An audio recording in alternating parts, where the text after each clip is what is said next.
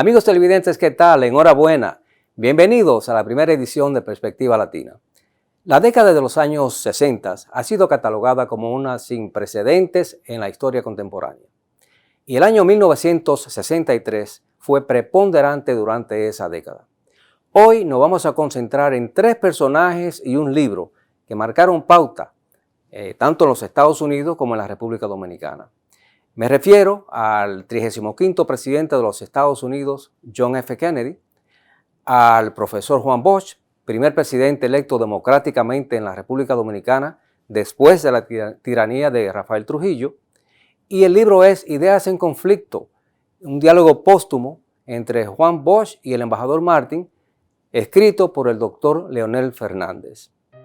Cuando el profesor Juan Bosch leyó el libro Overtaken by Events, El Destino Dominicano, escrito por John Barlow Martin, quien, aparte de ser escritor, fungió como embajador de los Estados Unidos en República Dominicana durante su presidencia, Bosch se sintió tan indignado y decepcionado con los relatos que estaba leyendo que empezó a hacer observaciones en los márgenes de la publicación como mentiras, falsedades, no es verdad, no señor, y equivalentes.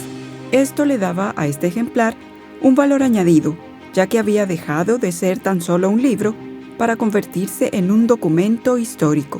Juan Bosch entregó este libro al doctor Leonel Fernández, quien, reconociendo la importancia de dar a conocer este documento histórico, en el año 2016, al cumplirse 50 años de su puesta en circulación, decidió publicar el diálogo que el profesor Juan Bosch tuvo con dicho libro, y es donde se embarca en escribir el libro Ideas en Conflicto, diálogo póstumo entre Juan Bosch y John Barlow Martin. El trabajo editorial fue iniciado en junio de 2017 y el texto final salió a imprenta en octubre de 2018. Ideas en Conflicto, diálogo póstumo entre Juan Bosch y John Barlow Martin, se ha convertido en un referente histórico, detallando episodios relevantes ocurridos durante una de las épocas más importantes en la historia de la República Dominicana. El libro se ha presentado en 4 ciudades. En Santo Domingo tuvo una gran acogida cuando el doctor Fernández lo presentó en compañía de los reconocidos periodistas Osvaldo Santana y Miguel Franjul, directores de los periódicos Hoy y Listín Diario. En Santiago, también República Dominicana, se presentó en el Centro de Convenciones y Cultura Dominicana de UTESA. En esta ocasión, el autor estuvo acompañado por los abogados y políticos dominicanos Franklin Almeida Rancière y Rafael Alburquerque. En los Estados Unidos se presentó la obra en el Salón de las Américas de la Organización de Estados Americanos, OEA, localizado en Washington, D.C. En dicho evento, el autor compartió el diálogo con los prestigiosos historiadores dominicanos Frank Moya Pons y Juan Daniel Balcácer. La actividad contó con la presencia de Luis Almagro, secretario general de la OEA, además de importantes personalidades del mundo diplomático de la capital estadounidense. La presentación del libro culminó en la mundialmente famosa Feria del Libro del Miami-Dade College de Miami, considerada la más grande de los Estados Unidos. En el evento se dieron cita cientos de dominicanos y personas de otras nacionalidades. Y para poner todo esto en perspectiva, tenemos el inmenso placer de tener con nosotros una figura de dimensión global. Nos referimos al doctor Leonel Fernández, expresidente de la República Dominicana, presidente del partido político La Fuerza del Pueblo, presidente de la Fundación Global Democracia y Desarrollo FUNGLODE, y como si eso es poco, también es escritor. Presidente Fernández, bienvenido al programa. Muchas gracias, José. Gracias por aceptar nuestra invitación. El honor es nuestro. Muchas gracias. Presidente, vamos a concentrarnos en una época sumamente interesante en la historia, en la década de los 60, pero particularmente el año 1963, en cuanto a referencia de la República Dominicana y los Estados Unidos. Y hubieron 3 figuras que jugaron un papel estelar en esa época.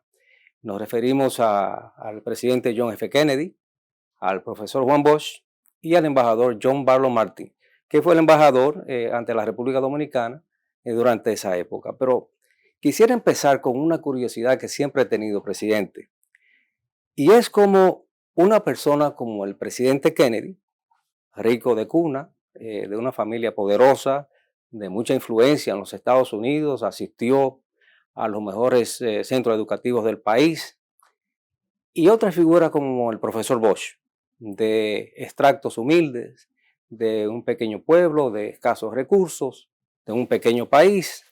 Sin embargo, coincidían mucho, coincidían bastante en sus ideales. ¿Cómo usted puede poner eso en perspectiva? Yo diría que ahí está el peso de la cultura. A pesar de que Juan Bosch vivía en un campo de un pequeño país rural, ¿verdad? Porque estamos hablando de que él nace en el 1909, en la primera década del siglo XX. La República Dominicana entonces tendría 600.000 habitantes, puesto que en el 1920, cuando la ocupación norteamericana, se hace un censo y se determina entonces que tenían 800.000 habitantes. Una década previa tendríamos tal vez 600.000. Ahora, ¿por qué digo el peso de la cultura? Bueno, porque Juan Bosch siempre se refería a que su abuelo, de origen catalán, recibía siempre libros y revistas que llegaban de Europa y que él leía. Y por supuesto, si desde niño, adolescente, empezaba a leer ese material, pues, digamos, su visión del mundo, su perspectiva, no se quedaba en el mundo rural del que él formaba parte, iba más allá. Ya luego también él viajó, desde joven viajó, a los 20 y tantos años él fue a Europa.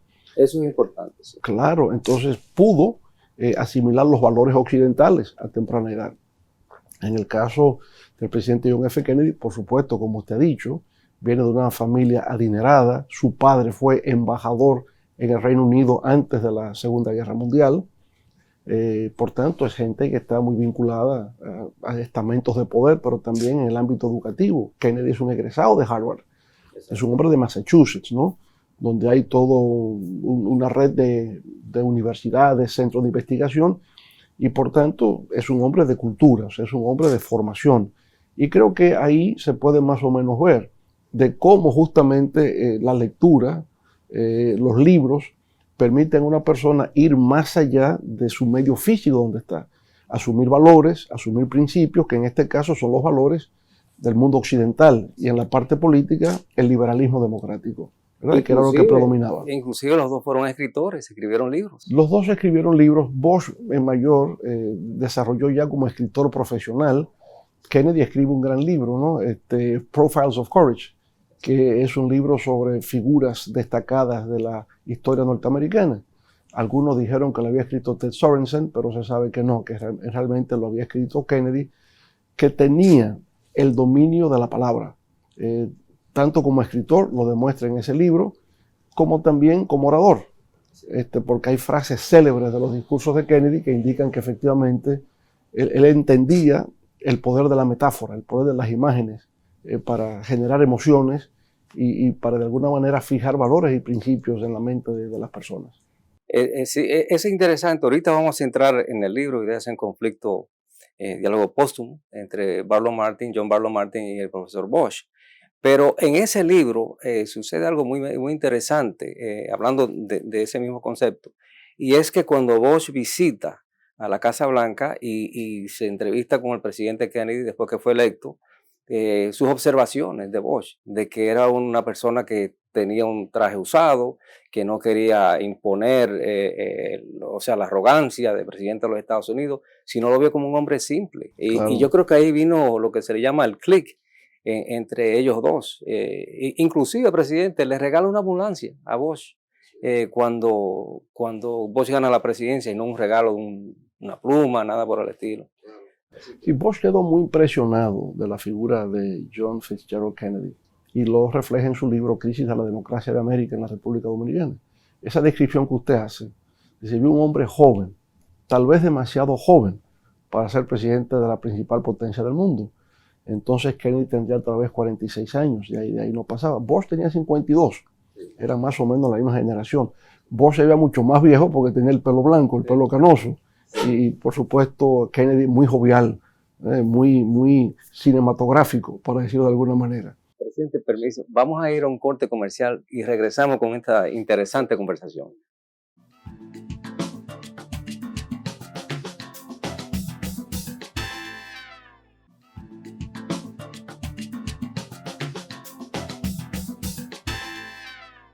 Seguimos nuestra interesantísima entrevista con el doctor Leonel Fernández y hablando sobre la época de la presidencia de John F. Kennedy, del profesor Bosch, del embajador John Barlow Martin, y estábamos en una conversación interesante, presidente, cuando tuvimos que ir a la toma de comercial, y seguía diciéndonos. Sí, decía, ¿no?, que a Bosch le causó una grata impresión la figura de John Kennedy cuando se conocieron.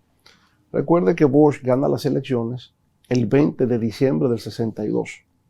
2 días después salió al exterior y a principios de enero del año 63 se encontró en la Casa Blanca, en la oficina oval con el presidente Kennedy. Él lo relata en sus memorias. Sí.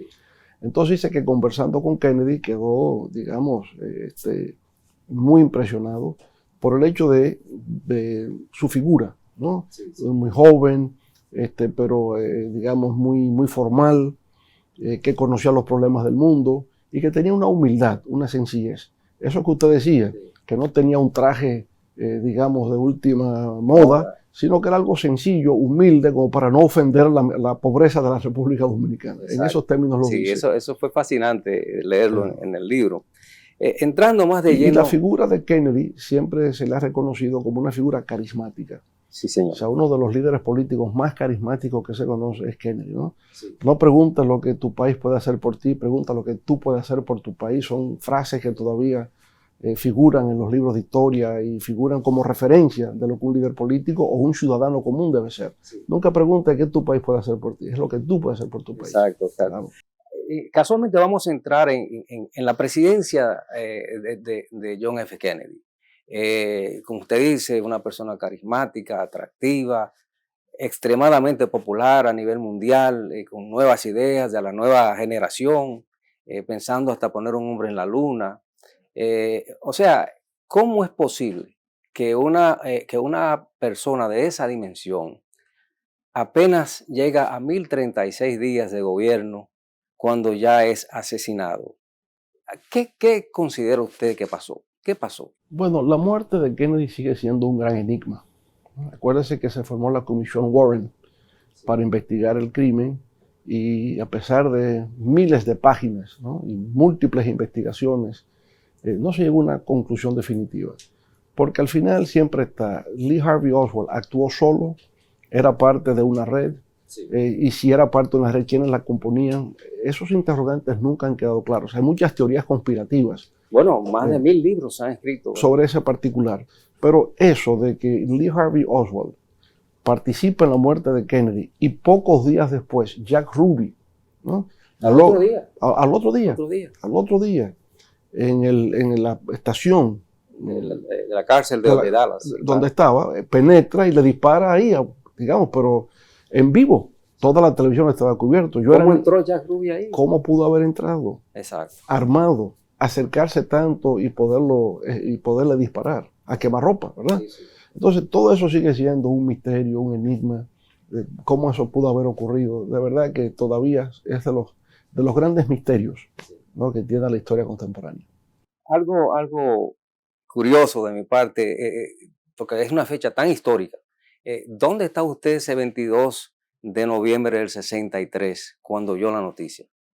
Justamente yo estaba en la escuela en Nueva York, PS 75, la escuela Emily Dickinson, cuando teníamos en cada aula había una bocina, una especie de radio, donde cada día daban los buenos días a los niños cuando llegaban, el juramento a la bandera, el Pledge of Allegiance to the Flag, ¿verdad?, como se dice. Y entonces ahí, como a las 3 de la tarde o 2:30, habla el principal de la escuela, el director, anunciando que una tragedia había ocurrido en los Estados Unidos, la muerte del presidente John F. Kennedy. Pedían a los niños que se retirasen a sus hogares. Y efectivamente todos los niños salimos. Yo vivía muy cerca de la escuela, tan solo una esquina, y llegué y esperé a mi mamá para decirle que había matado al presidente Kennedy, que ella no creía que eso había ocurrido. Sí, impactante. Impactante. Fue de mucha tristeza. En realidad lo recuerdo perfectamente. Fue una época de una gran desolación, de mucho pesar en la sociedad norteamericana. La atención se concentró en los funerales de Kennedy, en su esposa, la viuda Jackie, el saludo que le hace su hijo John, ¿verdad?, cuando pasa el féretro. Sí, sí. En fin, son imágenes que quedaron para siempre. Han perdurado para siempre, sí, imborrables. Presidente, y referente a Latinoamérica, Kennedy fue un un presidente que en esa época, estamos hablando a principios de los 60, donde visita México, Colombia, Venezuela, Costa Rica, en cuestión de un año, su programa Alianza para el Progreso, el Cuerpo de Paz. ¿Qué significó esa situación del asesinato de Kennedy para Latinoamérica? Bueno, la presidencia de Kennedy, ya propiamente, hay que enmarcarla en su vínculo con América Latina, en el marco de la Revolución Cubana, y sobre todo, ¿verdad?, porque ese acontecimiento trajo la Guerra Fría hacia el Caribe, hacia toda América Latina. De manera que, desde el punto de vista político, Kennedy, digamos, es una hechura de los acontecimientos derivados de la Revolución Cubana. Se dice, se afirma que el programa de Alianza para el Progreso es en realidad una respuesta a la Revolución Cubana. Recuerde más o menos elementos en común que podemos ver entre, vamos a ver, Venezuela, Cuba, República Dominicana. Dictadores dominan. En el caso de Venezuela, el general Marcos Pérez Jiménez. Se produce la caída de Marcos Pérez Jiménez, pero en el caso de Venezuela, el fin de una dictadura dio lugar a una transición democrática. En este caso, dos grandes partidos, el Partido Acción Democrática y el Partido Social Cristiano, Demócrata Cristiano, dos grandes líderes, Rómulo Betancourt, Rafael Caldera, otros líderes, firman el Pacto de Punto Fijo, en el cual se hace la transición de una dictadura a un gobierno democrático en Venezuela. Betancourt, el primer presidente. Se ve entonces el modelo venezolano, pero hay el modelo cubano, donde estaba la dictadura de Fulgencio Batista. Y con la caída de Batista, lo que se produce es un proyecto revolucionario. Ese proyecto revolucionario en realidad tendría una gran influencia en toda América Latina. Todos querían ser Fidel Castro, ¿no? Todo el mundo aspiraba a bajar de las montañas, un héroe y ser un héroe, en efecto. Entonces había una gran influencia de la Revolución Cubana y la respuesta norteamericana, después sobre todo del fracaso de Bahía de Cochinos, que viene de la época de Eisenhower. Exacto, un plan que se elaboró en la época de Eisenhower. Kennedy lo hereda, pero Kennedy no le da el apoyo logístico que el grupo de exiliados cubanos pretendían iban a conseguir, y por tanto, desde el punto de vista militar, Bahía de Cochinos es un fracaso para el exilio cubano y también para la política norteamericana. Al caer en la época de Kennedy, se vio a un Kennedy debilitado, ¿verdad? Bueno, entonces el caso de República Dominicana, ¿verdad? Tenemos un dictador, Trujillo. Entonces, ¿qué es lo que Estados Unidos quiere evitar? Que se produzca el modelo cubano. De hecho, incluso el presidente Kennedy le dice a John Barlow Martin, cuando viene de embajador a la República Dominicana, que la política frente a República Dominicana, como frente a toda América Latina, se apoya en tres puntos. Primero, que de la dictadura se pase a la democracia, que hay una continuidad del régimen trujillista o un régimen tipo Castro. Entonces le dice, aspiramos a lo primero, no descartamos lo segundo, tenemos que evitar lo tercero. Exacto. Esa fue su política claramente definida. A propósito, presidente, hablando del caso de Venezuela, fue en el 63 que fue extraditado de los Estados Unidos Marcos Pérez Jiménez de nuevo a Venezuela, porque era aquí que estaba. En el 63. Exacto, así que estaba aquí. Su caída se dio en el 58. Exacto. Y entonces asciende Rómulo Betancourt. Exacto. Y se crea como el modelo venezolano de transición democrática después de un gobierno dictatorial. Entonces aquí Juan Bosch se va a entender que iba a ser lo mismo. Bueno, vamos a entrar ahí, presidente. Sí. El profesor Bosch está en el exilio por muchos años por la dictadura de Trujillo y llega a República Dominicana después del asesinato de Trujillo, se inmersa en la política dominicana, sale presidente el 20 de diciembre del 63. ¿Qué considera usted el por qué cae ese gobierno en 7 meses también, con los mismos ideales progresistas, sumamente querido por el pueblo dominicano? ¿Por qué? ¿Qué sucede? Yo diría, primero, la inmadurez política que había en el país en aquel entonces, justamente el tema de la Guerra Fría, la lucha anticomunista y conflictos entonces con distintos sectores. Con la Iglesia Católica hubo un conflicto, porque en el proyecto de constitución del año 63, la Iglesia entendía que no se hacía referencia en forma clara al tema del concordato con el Vaticano. Y recuerde que la incorporación a la Constitución del acuerdo con el Vaticano aparecía en la Constitución trujillista, la última Constitución de Trujillo. Exacto. Entonces, bueno, los constituyentes habían considerado que había que sacar de la Constitución el concordato. Ese fue un tema entonces con la Iglesia. Lo segundo estaba en la Constitución con lo relativo, por ejemplo, a la expropiación de tierras. La reforma agraria. La reforma agraria, el tema también relativo a la participación de los trabajadores en la distribución de las utilidades de las empresas. Entonces, sectores empresariales decían, eso es comunista, que pueda haber expropiación de tierras sin compensación, que los trabajadores participen en la distribución de utilidades. Eso solamente corresponde a los accionistas. Pero en los Estados Unidos había, dentro del Congreso, habían ideas diversas. Habían algunos que estaban a favor de como lo estaba haciendo Bush y otros en contra. Sí, así mismo es. Por ejemplo, el senador Hubert Humphrey, Sí. que luego sería candidato presidencial, era partidario de que lo que Bush hacía era correcto y que era una democracia, digamos, como, con sus imperfecciones y todo, pero que respetaba, ¿no?, una institucionalidad democrática. Pero había otro, un congresista de Alabama, ¿verdad? Sí. Que era lo contrario. Pero ese congresista a su vez era alimentado por una prensa que era hostil a Juan Bosch. Eso le iba a decir, en Estados que Unidos. habían unos 2 o 3 periodistas que intensamente criticaban a Bush continuamente. Sí, había por ejemplo uno, el más destacado, llamado Jules Du Bois. Ese escribía para el periódico The Chicago Tribune. Y digo el más conocido porque publicó libros sobre el tema del anticomunismo en América Latina a la época. Y entonces él publicaba artículos contrarios a Bush en el Chicago Tribune que reproducía en el país el periódico El Caribe.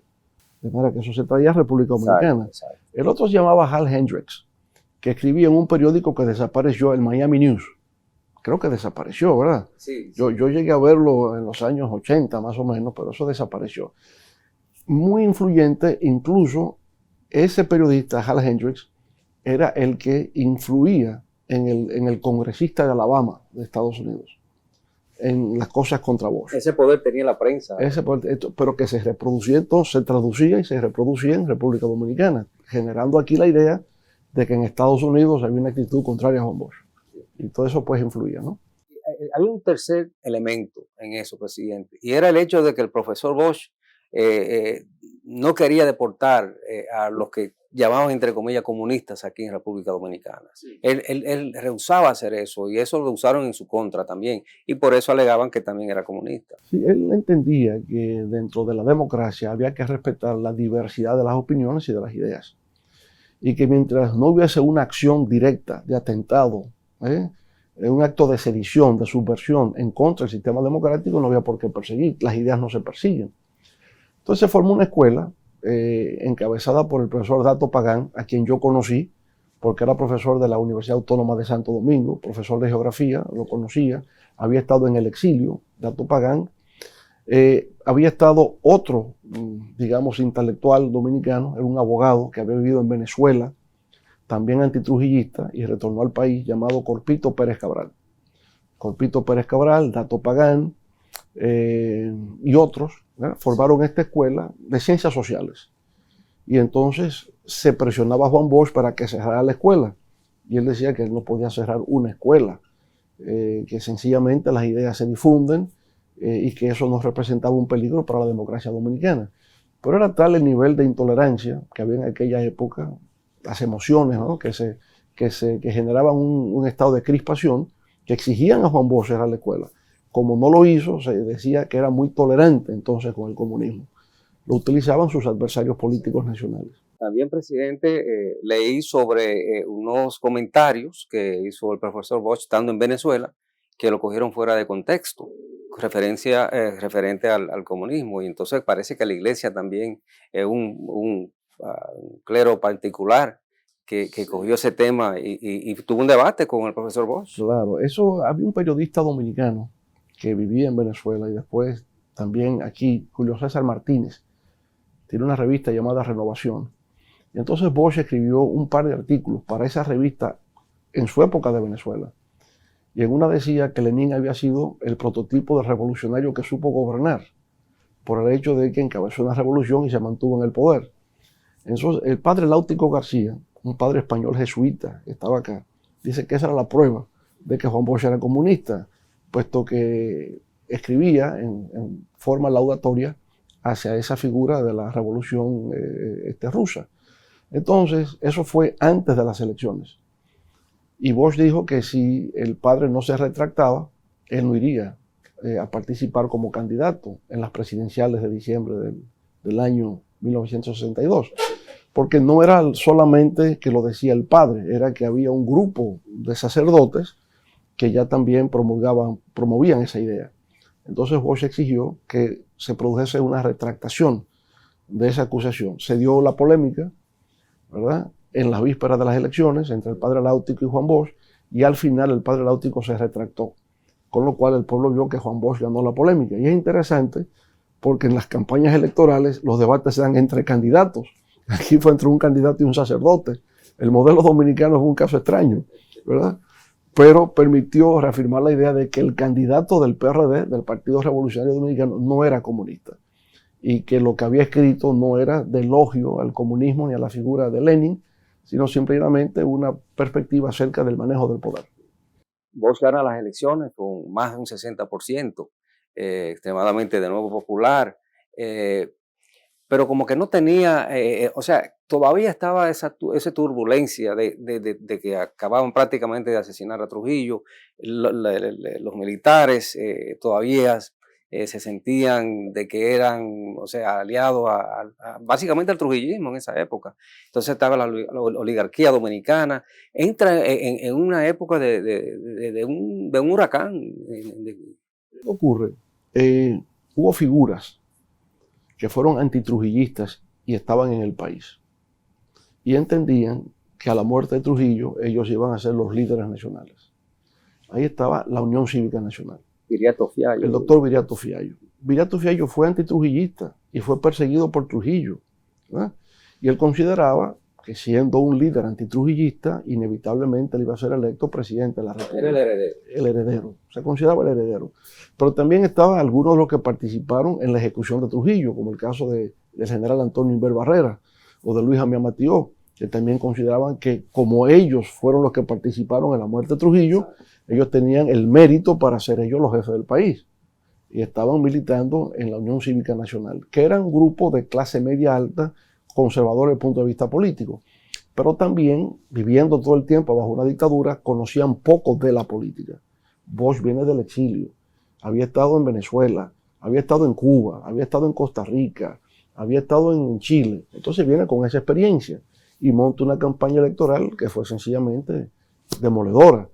Trae un nuevo estilo de discurso político, es más pedagógico, más simple, utiliza metáforas más comprensibles por el pueblo, le llama a los sectores altos tutumpotes, le llama a las clases populares hijos de Machepa. Todo eso se hizo muy popular. Pero algo interesantísimo que usted acaba de explicar, que tiene mucho sentido, él viene Bosch regresa a la República Dominicana con esas ideas globales, Claro, que aplican hoy. Usted siempre habla de la importancia de la dimensión global, o sea, que tiene relevancia tanto en los 60 como que tiene ahora. siempre, esa dimensión de lo global, si siempre ha estado ahí. Alguna gente no lo reconoce, no lo valora, no lo aprecia, pero hay una interacción entre lo exógeno y lo endógeno, ¿verdad? Entre lo que viene de fuera y lo interno. Siempre ha sido así.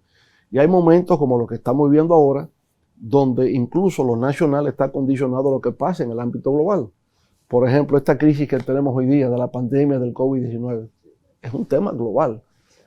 Que no nació en República Dominicana, no nació en América Latina, nos vino desde China. Y desde China eso ha gravitado aquí y entonces tiene efectos en lo económico. Y si tiene efectos en lo económico, lo tiene en lo social. Y si lo tiene en lo social, lo va a tener en lo político, de seguro. Definitivamente. Fíjese que en Estados Unidos, quien derrota al presidente Donald Trump es un candidato que se llama COVID-19. Así es. El no haberlo sabido manejar adecuadamente lo llevó a la derrota. Eso, el 90% de la población está de acuerdo con eso. 400,000 fallecidos bajo su dirección. Sí. Fue, digamos, incompetente en el manejo de la crisis sanitaria. Sí. Y la crisis sanitaria pues trajo el desempleo y trajo todo esto y eso fue que provocó su derrota. Tal vez, José, sin pandemia, Donald Trump quizás pudo haber ganado las elecciones. Concuerdo con usted porque tenía, si usted analiza el gobierno, y ese es un tema de otro programa, claro, indiscutiblemente, pero si usted analiza el gobierno de Donald Trump, hubieron muchas cosas positivas que sucedieron, pero lo que yo siempre he dicho, que no es igual ser un empresario que ser un político. El político es el que debe de gobernar un país, porque hay ciertas características que tiene el político que no lo tiene el empresario. Y eso siempre a través de la historia se ha visto. Pero volviendo al tema, presidente, llegamos al libro, Ideas en conflicto, diálogo póstumo entre John Barlow Martin y el profesor Bosch. Barlow Martin, el embajador Martin, quien el profesor Bosch le decía que fue simplemente un mensajero, jugó un papel preponderante en el hecho de decisiones. Yo particularmente creo que tuvo en las manos el embajador Martin la decisión de que Bosch retornara al poder o no. Eso más o menos lo explico. Háblame del libro, que le digo la verdad, lo empecé a leer y es un libro de 400 páginas y no lo solté, como se dice en el argot popular, hasta que no lo terminé. Así de interesante encontré yo el libro. Mire, le cuento un poco primero de John Barlow Martin, ¿verdad? John Barlow Martin había estado en la República Dominicana en el año de 1937. Estaba en un viaje con su esposa, había contraído matrimonio recientemente, hacía mucho frío donde él vivía en Indiana, entonces vinieron al Caribe en el 37, año en que Juan Bosch sale de la República Dominicana hacia Puerto Rico.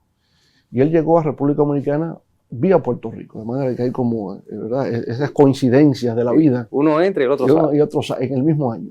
Y luego él regresa a República Dominicana, John Barlow Martin, en el año 1961, y Juan Bosch regresa en el 1961. ¿Verdad? Son elementos. Y eran escritores. Y eran escritores ambos. Y lo que querían era ser escritores. No aspiraban a estar involucrados en la política. Ahora, esa visita que hace John Barlow Martin le permite tener como una cierta perspectiva de lo que es la República Dominicana, y por eso Kennedy, a la muerte de Trujillo, lo envía al país como enviado especial. Ahora, ahí voy, presidente, donde yo creo que Kennedy hubo el fallo. Sí. Era una época bastante delicada por la situación de Cuba, por la situación de Venezuela. ¿No considera usted que básicamente un escritor que no tenía experiencia política, no tenía experiencia diplomática, lo envían a esa misión tan importante? Mire qué ocurrió. ¿Cómo John Barlow Martin llega a Kennedy? John Barlow Martin es un periodista de Chicago, sí, y ha escrito libros y es un hombre inteligente. Asociado con Adlai Stevenson. Entonces, con Adlai Stevenson, él participa, descubre una explosión minera que hubo, ¿verdad? Entonces se hace célebre como periodista, y tratar ese caso de esa explosión minera llevó a Adlai Stevenson a ser gobernador del estado de Illinois. Se conecta con Adlai Stevenson y escribe los discursos de Adlai Stevenson cuando era candidato por el Partido Demócrata en 2 ocasiones consecutivas. Adlai Stevenson no gana las elecciones, pierde 2 veces contra Eisenhower, pero en eso... Se mantiene en el círculo. Sí, al estar ahí conoce a Robert Kennedy y conoce por esa vía a un gran intelectual cercano al presidente John F. Kennedy, incluso escribe tal vez las mejores memorias de su gobierno, se llama Arthur Schlesinger. Sí. Y entonces, a través de Schlesinger, a través de Adlai Stevenson, él llega a John F. Kennedy, en la campaña electoral de Kennedy, en el año 60. Y escribe discursos de campaña, al igual que Sorensen, escribe discursos de campaña para Kennedy. Entonces, Kennedy sabe que él ha estado en República Dominicana porque él habla de eso, fue su primer artículo profesional que él escribió, y siempre habla de República Dominicana. A la muerte de Trujillo, entonces, el que sabe de República Dominicana es John Barlow Martin, y lo mandan a hacer un informe. Exacto. Y él escribe un informe del periodista agudo, ve las fuerzas que se mueven, ve todo esto, y ese informe que sirve de referencia a qué es lo que se va a hacer a la muerte de Trujillo en República Dominicana. Que inclusive fue un reporte que tenía más de 100 páginas. Exacto. Y Kennedy le dice, leí tu novela. Leí tu novela. Y me gustó. Claro. ¿Por qué dice el presidente Kennedy, le hace ese comentario a Barlow Martin? Porque todo lo que pasa en República Dominicana luce surrealista. Por eso usted no suelta el libro cuando lo empieza a leer, porque parece más bien ficción, ¿verdad? Más que una realidad lo que se produjo aquí. El hecho es que como consecuencia de ese informe que le escribe a Kennedy, entonces Kennedy luego lo nombra como embajador para la República Dominicana. Y debo decirle... Presidente, escúcheme que lo interrumpa. Sí, también leí en el libro que después que hace el reporte Barlow Martin, él le dice a Schlesinger que le interesaría ser embajador en la República Dominicana. Cierto. Y ahí es que se le nombra y se le envía acá, cierto. Ahora, digamos, es el embajador de Estados Unidos que mayor legado deja en el sentido de haber hecho una interpretación de lo que es la realidad dominicana y plasmarlo en un libro de más de 700 páginas, ¿verdad? Que es el libro Overtaken by Events. Bueno, ese libro... Perdón, ¿cuál es el título en español, presidente? Lo tradujeron como El Destino Dominicano. Se tradujo como El Destino Dominicano. Pero entonces este libro, Juan Bosch lo va a leer exhaustivamente y lo va a subrayar y le hace más de 400 observaciones y comentarios. Él le obsequió a Bosch. Ahí es que viene. Entonces, Bosch tenía ese libro. Como yo estaba cercano a él en el periódico Vanguardia del Pueblo y la revista Política, Teoría y Acción, él me facilita el libro un día para que escriba un artículo para el periódico. Y bueno, después me dice, pero quédate con él, revísalo más detenidamente, y yo me quedo con el libro. Durante años tuve el libro. Pero siempre me quedé con la idea de cómo la sociedad dominicana podía saber cuál había sido la reacción que Juan Bosch tenía de ese libro. Porque ese libro a él le mortificó. Pero el libro tuvo resonancia en República Dominicana, se habló de él. Sí, como no, mucho. Tuvo mucha trascendencia. Porque se habló de la revolución del 65 también. También en el libro está, sí. Okay. Cuando circuló la versión en español, acá, claro, mucho.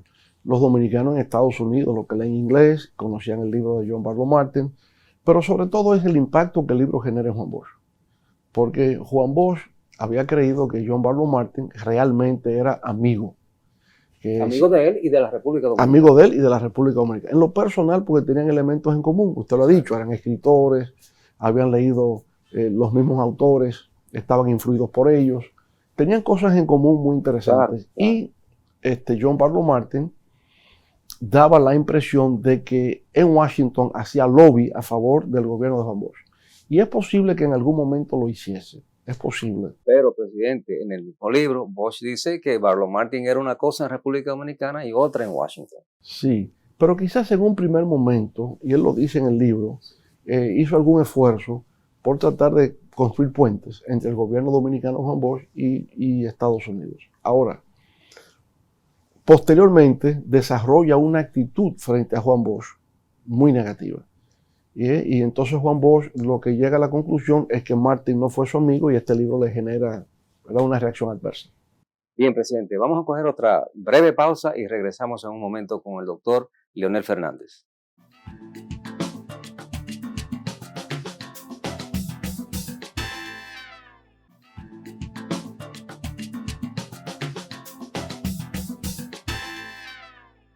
Bien, presidente, y seguimos hablando en el caso de la relación entre el profesor Bosch y John Barlow Martin. Sí, entonces decía que la lectura de ese libro a Juan Bosch le representó como una revelación. O sea, al fin y al cabo, Martin no era mi amigo, Martin tenía doble cara, me decía una cosa, hacía otra, ¿verdad? Y al final quizás fue determinante en que Juan Bosch no retornase al poder inmediatamente después del golpe de Estado. Claro, el 4 de octubre del 63, cuando John Barlow Martin se entrevista con el presidente Kennedy, el presidente le hace esa pregunta. ¿Debe retornar el profesor Bosch o el presidente Bosch al gobierno? Y él le dice que no. Sí. Eso fue un espaldarazo. Sí, habiendo días antes nada más, porque el golpe fue el 25 de septiembre. Exacto. Y usted dice el 4 de octubre, han pasado 2 semanas nada más. Bueno, el día 25 de septiembre, el día del golpe en la mañana, John Barlow Martin va al Palacio Nacional. Él se ve con Juan Bosch y le dice a Juan Bosch, mire, presidente, este golpe todavía se puede revertir. Usted lo único que tiene que hacer es pronunciar un discurso diciendo que usted se opone a los comunistas y que usted va a perseguir a los comunistas. Usted hace eso y usted es presidente de nuevo. Y Juan Bosch le dice, no, ya este golpe ya es un hecho irreversible. Este golpe se ha dado, yo no puedo hacer lo que usted me dice, ¿verdad? Bueno, quiere decir que en ese momento él le dijo a Juan Bosch que podía revertirse el golpe, que ese golpe no era definitivo. Exacto. 2 semanas después, cuando el presidente Kennedy estaría en disposición de revertir el golpe, le dice que no. que no lo haga. Bueno, pero si usted a través del libro se determina claramente que el embajador Martin era un mentiroso, como le decía Bosch, empieza inclusive con su primer artículo que escribe sobre la tiranía de Trujillo en el 37, 38, un artículo que le pide a la revista Ken que escriba, donde él dice, admite que mintió con una situación de un soldado que violó una niña. Entonces, ya desde el principio sabemos que es un mentiroso. Tenía esas tendencias, sí. Sí. Presidente, y aparte de eso, también era muy prejuicioso sobre los dominicanos. ¿Cómo usted analiza esa situación de tener esa doble moral? Lo que a mí en realidad sentí sobre esa época es un personaje de esa magnitud, un bandido, que le dijo hasta el mismo presidente Bosch. Sí. Bueno, yo diría, él tenía una visión trágica de la historia dominicana. Y eso se ve en el segundo capítulo de su libro, Overtaken by Events. Una visión trágica de la historia, que la República Dominicana siempre había sido víctima de malos gobernantes y que el país se había mantenido siempre un atraso permanente, ¿no? Y que lo que estaba ocurriendo a la muerte de Trujillo era el resultado de esa acumulación que habíamos tenido a lo largo de nuestros 400 años de historia. Entonces tenía ese sentido de trágico, ese sentido negativo de cómo había evolucionado la historia dominicana y que el presente en el cual él vivía no era más que un reflejo de esa acumulación de factores adversos y negativos que se habían dado en la historia del país. Entonces él tenía esa visión. Ahora, hay una cosa interesante que sí se aprende leyendo a John Barlow Martin y cómo era exactamente la relación con el gobierno del profesor Juan Bosch. Lo que se nota es la ambivalencia. Hay una situación ambivalente de realmente apoyaba el gobierno del presidente Kennedy al gobierno de Bosch. O sea, ¿cómo era esto? Y la ambivalencia se da porque en una embajada en los Estados Unidos hay representantes de distintas agencias del gobierno norteamericano. Está el grupo del MAC, que es el grupo de asistencia militar. Está la CIA, por otra parte. Está el Departamento de Estado, ¿no? Es decir, convergen muchas agencias. Sí. Pero cada quien tiene como una autonomía dentro de la embajada y envía informes directamente. Entonces la CIA no le dice al embajador los cablegramas que está enviando, los envía directamente. El MAC hace lo mismo con el Pentágono. Entonces, puede ser que el embajador, en principio, tuviese la intención de colaborar con el gobierno, pero la CIA mandaba informes de otro tipo, diciendo que había tolerancia con el comunismo, que no se perseguía, que Bosch lucía débil, y entonces eso fue creando como una... Pero, presidente, en una conversación dentro del libro que John Barlow Martin tiene con miembros de la CIA, ellos le dijeron que Bosch no era comunista. Sí, esa conversación se tuvo. O sea, Martin le pregunta, pero ustedes lo han estado investigando de hace décadas. Sigo, sí, no luce comunista, no parece, pero uno nunca está seguro del todo. Sí, eso lo añadieron. Pero uno nunca está seguro del todo. Entonces, no creían que era comunista, no creían que estaba, pero era como muy tolerante. Y frente a esa tolerancia generaba dudas, generaba incertidumbre. No era un hombre de entera confianza para ellos. Eso era lo que se deduce, ¿no? Y por lo tanto, bueno, habríamos querido que fuera él, pero él no es Betancourt, que persiguió al Partido Comunista Venezolano. Juan Bosch no persiguió. Juan Bosch entendía que no debía perseguir, primero porque el comunismo en República Dominicana no tenía raíces.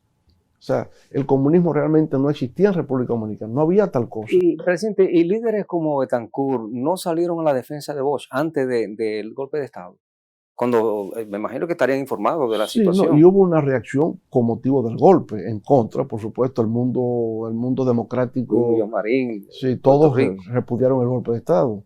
Porque usted puede estar en desacuerdo con lo que un presidente hace, pero fue electo para un periodo de 4 años, hay que dejar que termine. Entonces usted trata de vencerlo en las próximas elecciones, pero en esa tenía que haberse respetado. A Juan Bosch no se le brindó la oportunidad de él llevar a cabo su programa de gobierno. En 7 meses es algo imposible, ¿verdad? Pero además hay otra cosa ahí con el gobierno de Kennedy frente al gobierno de Juan Bosch en República Dominicana. Recuerde que República Dominicana tenía una preferencia en la venta de azúcar al mercado norteamericano. Exacto. Es el mercado preferencial azucarero. Bueno, con motivo de las sanciones contra Trujillo en el año de 1960, sanciones dadas por el hecho de que hizo un atentado contra el presidente Rómulo Betancourt, le colocó unas bombas allá para que su vehículo volase, ¿no? Entonces la OEA se reúne y el sistema interamericano establece sanciones contra Trujillo. Entre esas sanciones está que Estados Unidos no pague la venta del azúcar al mercado norteamericano, que era equivalente a 22 millones de dólares de aquella época, muchísimo dinero hoy día. Correcto. A Trujillo no le entregan ese dinero. A Juan Bosch, ya presidente electo, se le dice que se le va a entregar. Pero tampoco la AID y la Alianza para el Progreso entregan el dinero, sino que lo harían a través de equipos y maquinarias de Estados Unidos. Sí. Aunque correspondía entregar el dinero, porque fue la venta de azúcar, el dinero no lo iban a entregar en físico, sino que lo iban a entregar en naturaleza, ¿verdad? A través de bienes, equipos y maquinarias. Pero fue la política de la Alianza para el Progreso. Exactamente, pero tampoco le entregaron eso. Tampoco le hicieron entrega de esos recursos. Juan Bosch pedía un préstamo para pequeños programas de crédito a productores agrícolas. Tampoco eso le llegó. Él hablaba de otro préstamo para iniciar proyectos en la cuenca del Yaque del Sur. Tampoco le llegó. O sea, Estados Unidos, y John Barlow Martin lo reconoce, al Consejo de Estado, que es el gobierno colegiado, ¿no?, que precede a Juan Bosch, le entregaron 50 millones de dólares. A Juan Bosch no le entregaron un solo centavo.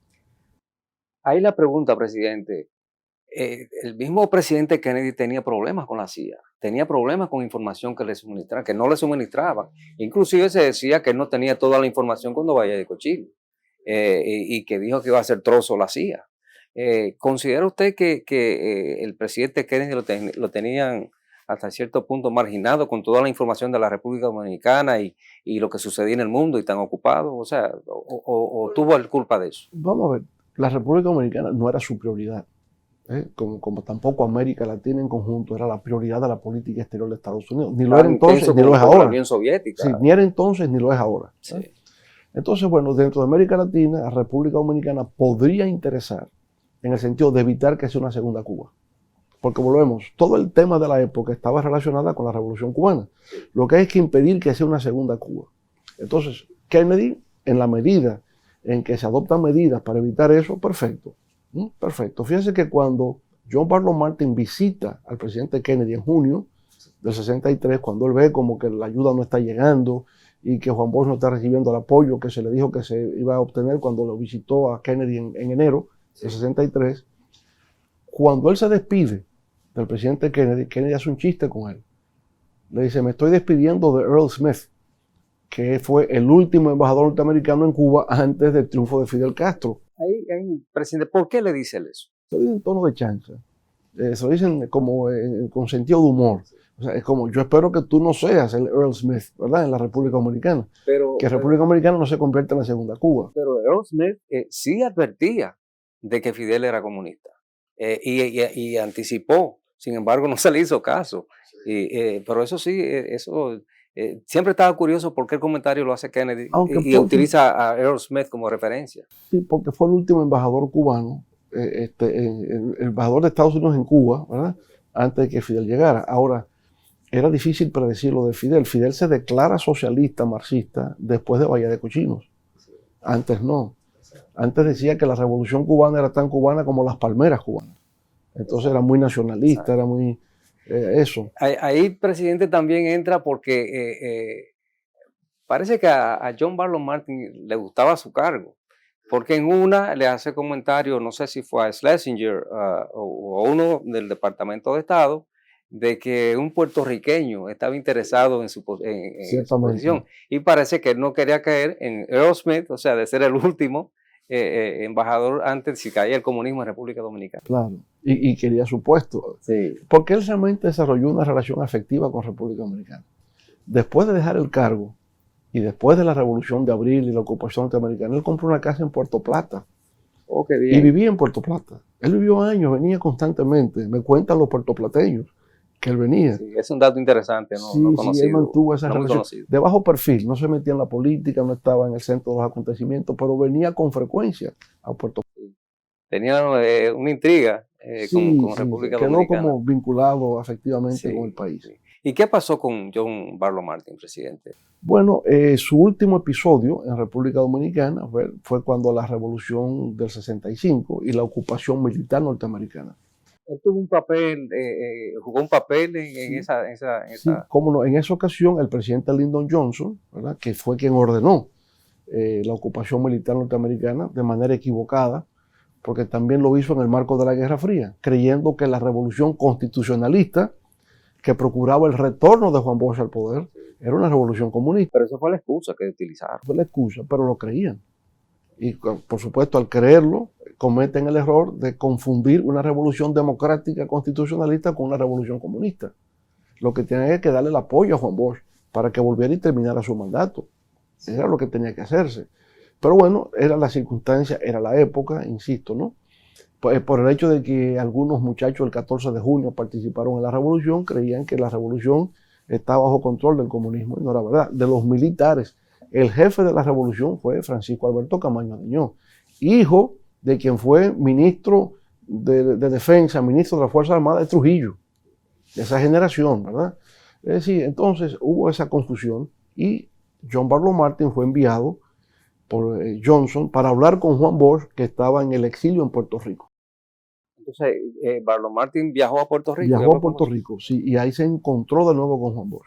Juan Bosch creía todavía que era su amigo, pero John Barlow Martin le pide a Juan Bosch en Puerto Rico que dé unas declaraciones validando la ocupación norteamericana en República Dominicana, que emita un comunicado. Una locura, pues, sí. Y Juan Bosch dijo que estaba bien, que lo que iba a hacer. Entonces se fue, se retiró a su cuarto y escribió. Entonces lee ahí, y al revés, lo que decía el comunicado es que condenaba enérgicamente la ocupación norteamericana, y eso por supuesto ya provocó la ruptura definitiva entre Ahí ambos. se la desquitó el profesor Bosch. Se la desquitó sin haber leído el libro todavía. Exactamente. Él no conocía lo del libro, pero dijo que en realidad se dio cuenta que no era la persona que él había conocido. Esa fue la primera revelación de cuando John Barlow Martin le pide, ¿no?, que él valide la ocupación norteamericana, la ocupación militar de Estados Unidos. Dice, bueno, pero no puede pedir eso a mí, ¿eh? Pero ya luego cuando lee el libro es cuando definitivamente tiene una visión de que John Barlow Martin no era la persona que él creía, que nunca estuvo a su favor, sino que al revés contribuyó a erosionar su gobierno. Y usted utilizó un método interesantísimo para poner todo esto en el contexto del libro. Explica un poco cómo usted llegó a realizar el libro de esa manera.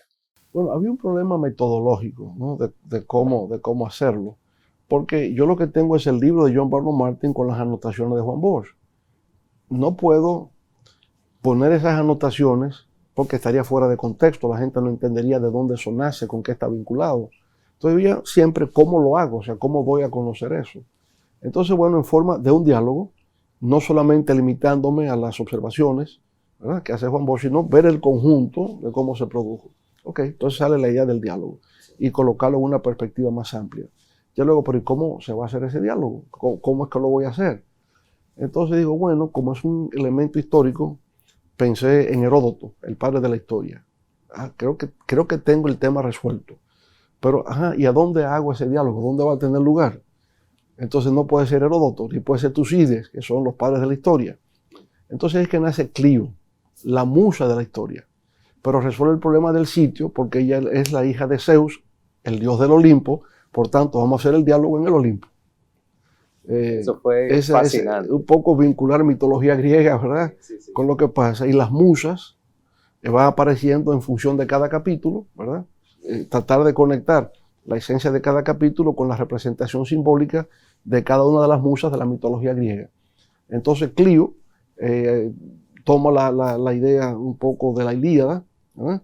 Cada capítulo empezará con un canto a Clio. Canta, oh Clio, musa de la historia, pues entonces lo que pasó en República Dominicana y lo que va a tener ese capítulo. No, lo encontré extremadamente creativo, fascinante. Bueno, presidente Fernández, yo definitivamente considero que ese libro será o es una referencia a la historia dominicana de esa época. Amigos televidentes, se los recomiendo a carta cabal, sinceramente. Bueno, le doy las gracias por esta interesantísima entrevista y será hasta la próxima. Muchas gracias. Amigos televidentes, los hechos acontecidos en el año 63, el asesinato del presidente Kennedy, el derrocamiento del gobierno del profesor Juan Bosch y el libro, que es autoría del doctor Fernández, ilustran algo que sucedió en una época que todavía en el día de hoy tiene resonancia. Así que les exhortamos que si les interesa el libro, que lo adquieran a través de Amazon, porque el libro ilustra, el libro es un compendio de lo que sucedió en la historia en esa época, interesantísimo. Así que los dejamos hasta la próxima semana, donde seguiremos con la década de los 60. Yo soy José Saiter, muy buenas noches.